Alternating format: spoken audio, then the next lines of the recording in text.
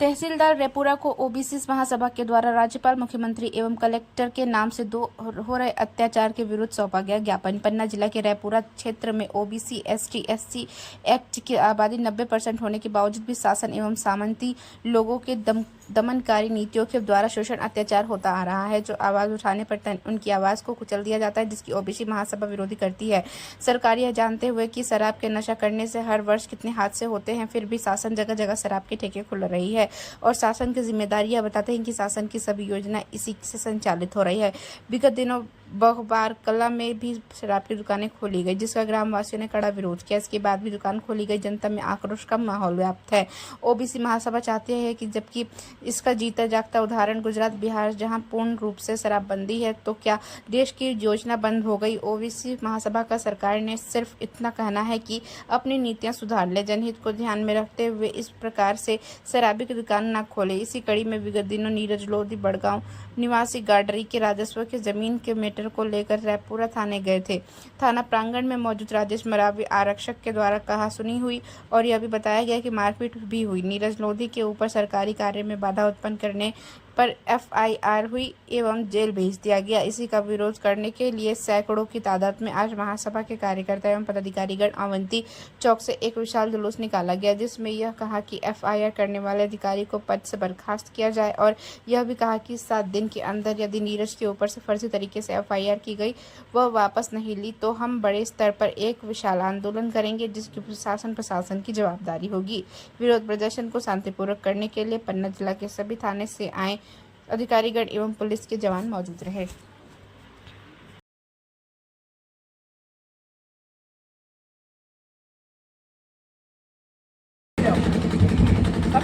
उसूलों पे राज आए तो टकराना जरूरी है, अगर जिंदा हो तो जिंदा नजर आना जरूरी है।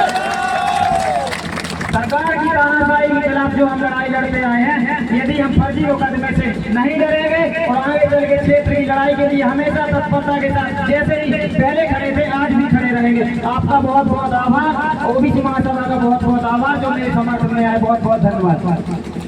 30 मार्च के बाद में 1 अप्रैल को 4000 प्रति हेक्टेयर की दर से किसानों को बोनस आएगा। धान तो बिक चुकी है, अभी बोनस नहीं आया है और अभी ये गेहूं की तुलाई हो रहा है, तो किसानों को 4000 हेक्टेयर किसी के खाते में अभी पैसे आए क्या? नहीं आए। तो किसानों के पैसे आने चाहिए कि नहीं आने चाहिए? आने चाहिए। ये भी हमारी मांग है कि जो माननीय मुख्यमंत्री जी घोषणा किए आप 1 अप्रैल को खाते में आएंगे, तो खाता चेक करा के परेशान हो गए, अभी तक पैसा नहीं आया। तो आपसे निवेदन है संबंधित हमारे साथी मीडिया कर्मी, इनके माध्यम से हम आपसे निवेदन करना चाहते हैं कि किसानों का 4000 रुपये प्रति हेक्टेयर जो आपने वादा किया वो भी किसानों के खातों में आ जाए और नीरज को न्याय मिले। अब मैं शासन को शारीरिक अभद्रता करने की अनुमति नहीं है, मतलब नहीं है। और वो जमाना गया, मेरे पिताजी भी पुलिस में थे, वो जमाना गया।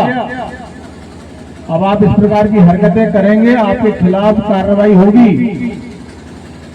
मेरा छोटा भाई सांसद है जम्मू से, मेरा एक छोटा भाई विधायक है जबलपुर से, मैं ओबीसी महासभा राष्ट्रीय कोर कमेटी के सदस्य हूँ, महेंद्र राष्ट्रीय कोर कमेटी के सदस्य हैं, राकेश जी आए हुए हैं और भी ओबीसी महासभा के हमारे पदाधिकारी आए हुए हैं, शंकर पटेल जी आए हुए हैं, जिलाध्यक्ष महोदय।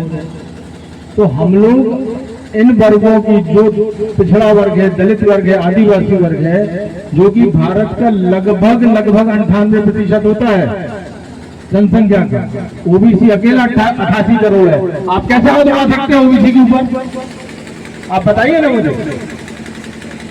ये कोई तो थे, लेकिन यहाँ पर एक बीच में माहौल बना था, यहाँ के जनप्रतिनिधि एक भी नहीं दिख रहे। तो क्या ये कोई पार्टीगत कार्यक्रम है या फिर यहाँ क्षेत्र का कार्यक्रम है? क्या कहना चाहेंगे इसके बारे में? ओबीसी महासभा आप कैसे रजिस्ट्रेशन है हमारा, स्वतंत्र है ना, हम कांग्रेस की पैरवी कर रहे हैं ना भाजपा की पैरवी कर रहे हैं। हम कोई भी व्यक्ति हो, नीरज की अपेक्षा कोई भी दलित, पिछड़ा, अल्पसंख्यक या अन्य लोग भी अगर किसी शासन के कोई प्रताड़ित करता है तो उसके साथ में हम कंधे से कंधे मिलाकर खड़े होते हैं। और ये जो नहीं आए वो बता सकते हैं, उनका तो नहीं। लेकिन मैं ये कहना चाहता हूँ सभी क्षेत्रवासी वासियों से, नगर वासियों से कि ओबीसी महासभा लड़ाई आपके बच्चों के हक अधिकार की लड़ाई लड़ रही है, और जिसमें जो हम मुद्दा रखे थे किसानों का।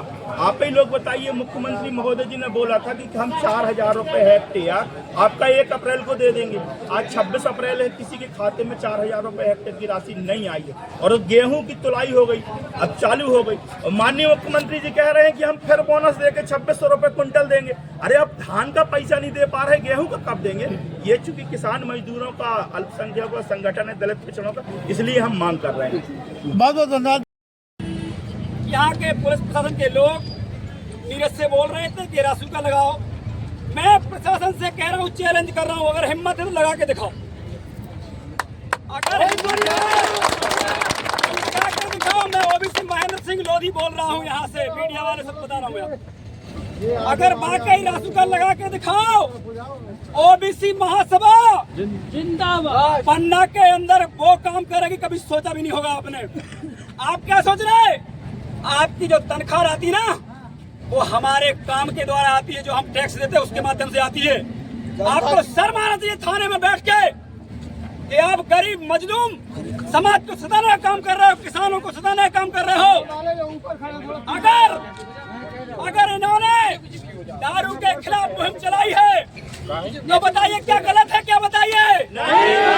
तुम जहर बेचने का काम कर रहे हो तो संविधान ने हमको अधिकार दिया है तुम्हारे जहर के खिलाफ आंदोलन करने का है कि नहीं? ऐसी मनुवादी सरकार को गिराएंगे कि नहीं गिराएंगे? अगर ये इसी प्रकार से करेंगे तो आने वाले समय में इनको सफाया किया जाएगा, यहाँ से करेंगे कि नहीं करेंगे? और पुलिस प्रशासन के साथियों सुन लो, आप लोग जो कल तक कर रहे थे बड़ी बड़ी बातें, ये रासुका लगाएंगे, हम ये करेंगे, वो करेंगे, लगाओ। कितनों पे लगाना है लगाओ, डालो जेल में, लेकिन हम अपने मुद्दों से नहीं भटकेंगे। आपके पुलिस प्रशासन के कारण हम डरने वाले नहीं हैं। आपने आंदोलन हमारा देखा नहीं है।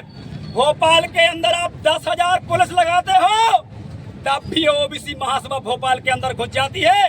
ये शेरों का संगठन है, शेरों का संगठन है, कारों का नहीं है। ये सिर्फ एक दिन की तैयारी का काम है।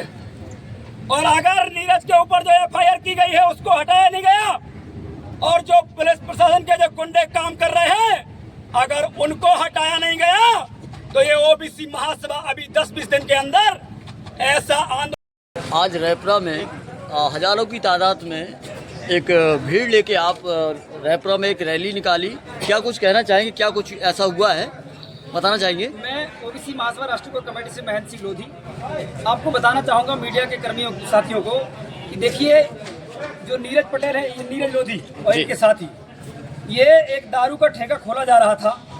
ये संवैधानिक रूप से एक विरोध कर रहे थे पूरे गांव को लेके, लेकिन प्रशासन ने छावनी बनाकर वहां पर दारू का ठेका खोलने का काम किया। और जब ये लोग उसका विरोध करने गए और प्रशासन के यहाँ थाने में, तो थाने में नीरज के साथ अभद्रता की गई, इनको मारा गया, इनकी चप्पल उतरवाई गई और फर्जी एफआईआर किया गया।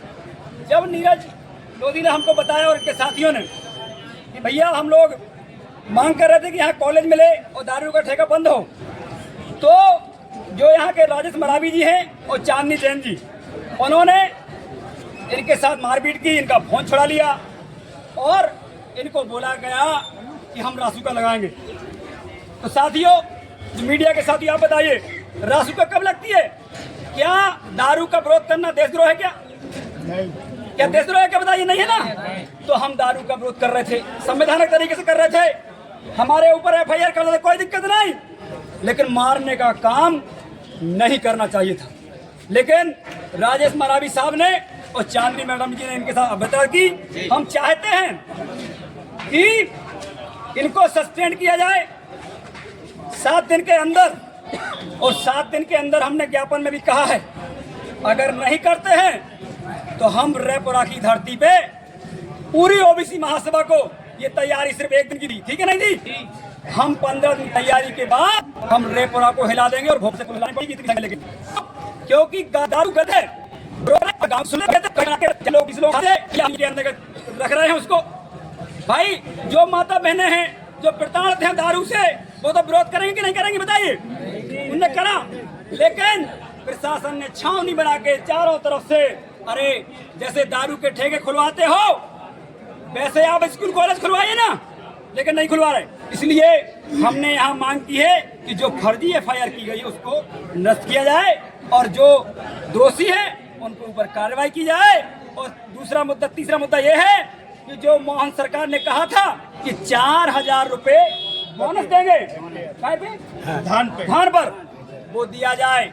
और यही आपसे मैं निवेदन कर रहा हूँ। आप आज की रैली का कार्यक्रम और ज्ञापन का कार्यक्रम किस तरह संपन्न किया? किसी प्रकार से किसी के साथ अभद्रता हुई या किसी ओबीसी वहाँ के सभा के साथियों द्वारा कि किस तरह का कार्यक्रम रहा? जैसे पुलिस बल देखा हमने, काफ़ी लंबी संख्या में पुलिस बल था, तो कार्यक्रम में किस तरह का कार्यक्रम रहा? ये ओबीसी महासभा संवैधानिक दायरे पे है, ये फर्स्ट आंदोलन नहीं, सैकड़ों आंदोलन ओबीसी महासभा कर चुकी है अपने हक संवैधानिक हकों के लिए। लेकिन जो रियलिटी है, आज जो रेपरा में ये आंदोलन हुआ, आज हम मात्र सांकेतिक रैली निकाल करके प्रशासन को ये बताना चाहते हैं कि जिस तरीके से अभद्रता की गई, आप संविधान इजाज़त देता है अगर हम कोई गलत करते हैं, कोई भी करता है तो आप FIR दर्ज कीजिए, लेकिन थाने में बैठाल करके आप अभद्रता करेंगे और FIR दर्ज करेंगे। और कहे में क्यों किया गया नीरज के साथ में? क्योंकि वो शराब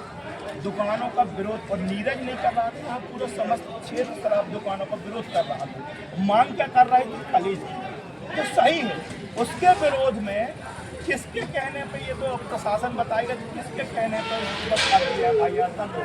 हमारा ओबीसी महासभा का यही वेतन से हो सकता है कि किसी भी कार्यवाही न हो। अगर असंवैधानिक कार्रवाई और जिस तरीके से ये तहसीलदार सब कह रहे थे मीडिया में, सोशल मीडिया आपके माध्यम से, सरकार तो खोलेगी शराब दुकान, तो खोलेगी सरकार, दुकान न खोलेगी शराब की दुकान तो आपको छात्रवृत्ति न मिलेगी, स्कूल न मिलेगा। अरे तहसीलदार का वीडियो वायरल है। क्या आप सभी लोग चौथा स्तंभ हैं? आप ही लोग बताइए, अगर इस तरीके से सरकारी कर्मचारी ये बोलेगा तो कहाँ तक सही है? हम चाहते हैं आज जो माननीय मुख्यमंत्री राज्यपाल जी के नाम से ज्ञापन दिए हैं कि नीरज के ऊपर जो फर्जी FIR दर्ज हुई है उसे वापस लिया जाए और जो पुलिसकर्मी अभद्रता किए हैं उन्हें सस्पेंड किया जाए। बहुत बहुत धन्यवाद। जैसा कि आप देख रहे हैं नीरज लोधी जी आपके समक्ष खड़े हुए हैं। नीरज जी, ये बताइए, उस दिन रात्रि में आप थाना रेपरा किसकी पैरवी करने गए थे और पैरवी के बाद आपके साथ ये जो हुआ है, क्या कुछ कहना चाहेंगे, बताएं। एक फरियादी के साथ थाना गया था, तो हमारी और राजेश मरावी जो प्रधान आरक्षक है वहाँ पर बातचीत चल रही थी। लेकिन जैसे ही प्रधान आरक्षक ने बोला कि 1 घंटे वाले सामने वाली पार्टी आ रही है, आप तब तक के लिए चले जाइए, मैं अपने डॉक्यूमेंट उठा रहा था, जैसे ही राजेश मरावी जी ने मेरे ऊपर थप्पड़ छोड़ दिया। फिर उसके बाद मेरे साथी अजयपाल बुंदेला जो है उसने कैमरे में वीडियो रिकॉर्ड करना चाहा, तो राजेश मरावी के द्वारा लगातार अजयपाल बुंदेला के ऊपर भी थप्पड़ मारे गए। जो सारी घटना CCTV फुटेज में रिकॉर्डेड है और हम इसकी लड़ाई के लिए अभी तो सड़कों पर आए हैं। हम इसकी लड़ाई के लिए हाई कोर्ट भी जाएंगे और लड़ाई लड़ेंगे। यदि क्षेत्र की समस्याओं को उठाने में अभी तो मुझे जेल जाने को पड़ा, यदि आगे चल के सीने पर गोली भी खाने को पड़ी तो मैं खाऊंगा। बहुत बहुत धन्यवाद है।